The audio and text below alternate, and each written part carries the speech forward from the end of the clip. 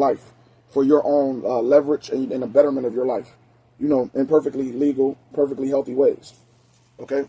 Nothing illegal, nothing criminal. All healthy and legal, but yet secret. It's your like the manifestation tactics I'm about to express to you as a secret, and they're literally written in secret books and things like that. Some would even say occultish knowledge. But that in itself can be subjective, right? So, here's the catch. Your subconscious is the key to everything you ever wanted, everything you ever needed, everything you ever thought about, good and bad, even the things you don't want, okay? And I'm going to break all of that down. So your subconscious yesterday becomes your life today. Listen to me, family, carefully. Your subconscious yesterday becomes your actual life today, okay? And I will prove it to you many different ways until Sunday, okay?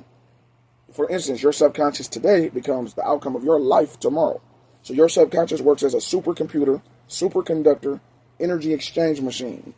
This is why you have to be very, very, very careful with what you allow into your subconscious psyche, including, but not limited to, especially what kind of entertainment source, particularly music, you allow into your vessel, into your ears.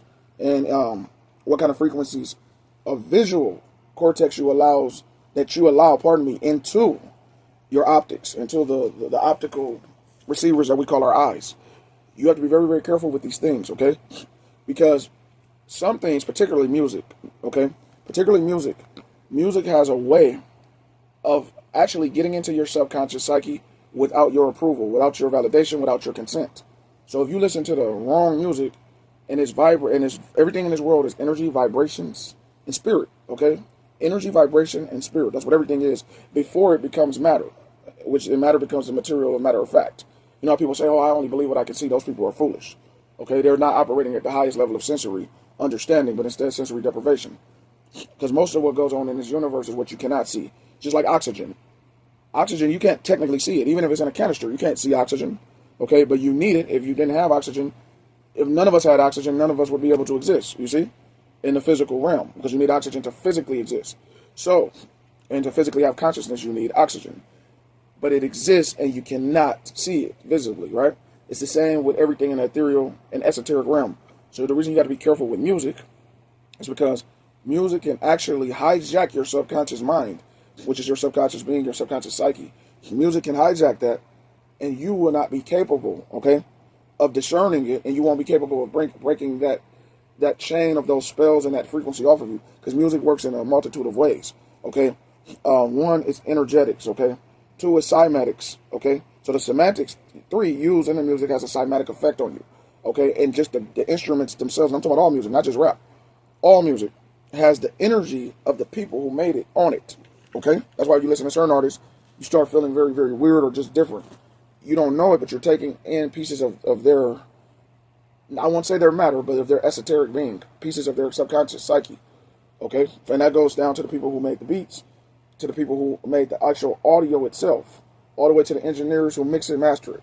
This is how deep it works. So that's why with music, that's one of the easiest ways people get demon possessed. Seriously, demons and all this stuff is real.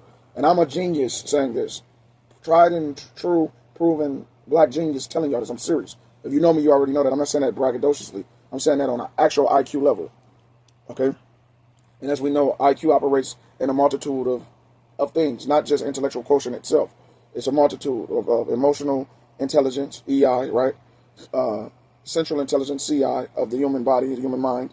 Okay, something also I token called spiritual intelligence, SI, or SPI, as well as social intelligence and psychological intelligence. So there's a multifaceted world within IQ itself. A lot of people don't know their subsectors. That's why actually in our reality, most people are both lower IQ than what they imagine, but also functionally dysfunctional. Okay, because they might excel in one area of IQ, but they are actually self-saboteurs, self-sabotaging in other areas, or they have a lapse, like a standard deviation in one part of their IQ versus another. Like for instance, Einstein was a bona fide genius, but yet he had social interaction issues. And Nikola Tesla on a higher level, bona fide genius, very, very high, 120 plus, well over maybe 150 plus. Very high IQ, but he was notoriously socially inept, right? He had a hard time communicating with others, which still is a part of intelligence. So very, very low in that emotional and social intelligence regard, but very, very high in the intellectual quotient of mathematics and science, or still science, technology, engineering, mathematics, collectively, right? And I'm no exception to that rule. There's certain aspects that I might have a lower level of comprehension in one particular area, but yet abnormally high in other things that other people don't notice, right? And that's just a fact. And part of it has to do with energy delegation, the energy allocation. Anyway, nonetheless, you might say, Ronnie2, back to the main topic, but it all connects, right? It all connects and it all splits like two butt cheeks in the proper place. Let me explain it to you. So, the subconscious psyche is very, very sensitive, very, very fragile, okay? This is why most people have nightmares. Your nightmares, one, it is an alternative universe. Your dreams, period, your sleep is an alternative universe that exists, believe it or not, outside of you. You're visiting it every time you go to sleep, right? With that being said, the reason most people have more nightmares, especially since the advent of cell phones, allegedly, all right, I have to say that to sound less intelligent, because intelligence is of a higher level, especially from a melanoid negroid. It's perceived as spiritual threats naturally, right?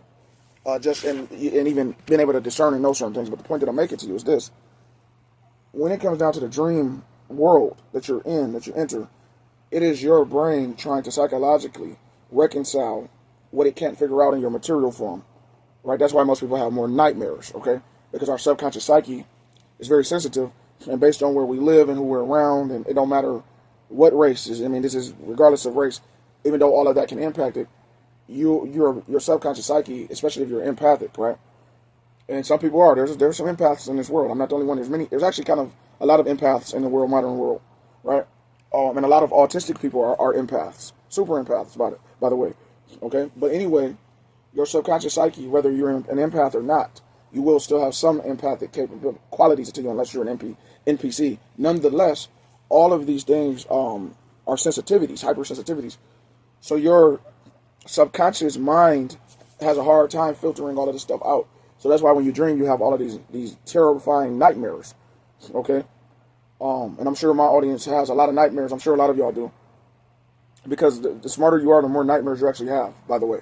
And I've always had a smart audience. When I was on YouTube, my people were some of the smartest audience members there were. All of y'all were high IQ, I remember.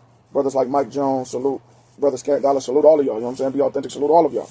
Y'all was always high IQ brothers. I remember that.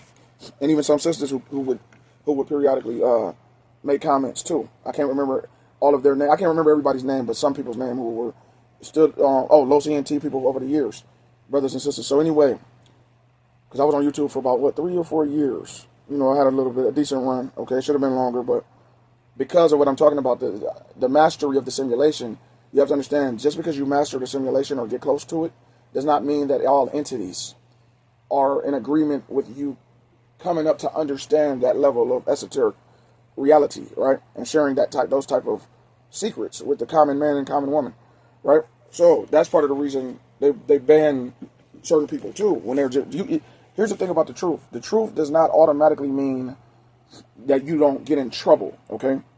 For other people's discomfort with you having the truth. I always say, lies, oftentimes, when it comes to the internet, just lying and spinning narratives and talking about blase, scoop, skeep, whatever, gossip column type stuff.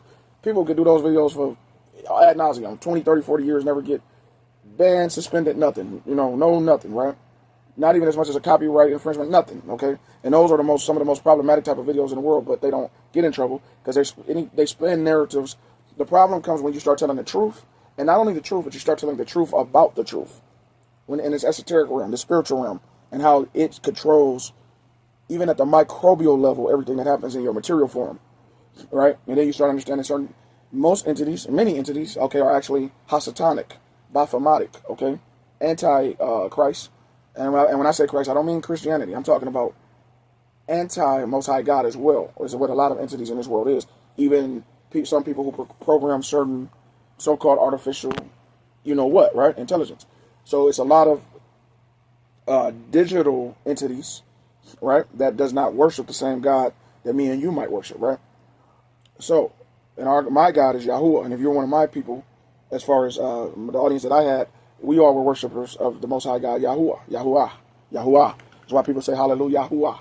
That's where Hallelujah comes from, Hallelujah, Yahuwah, right? So, anyway, going back to the subconscious psyche, which I never really left it, everything is connected.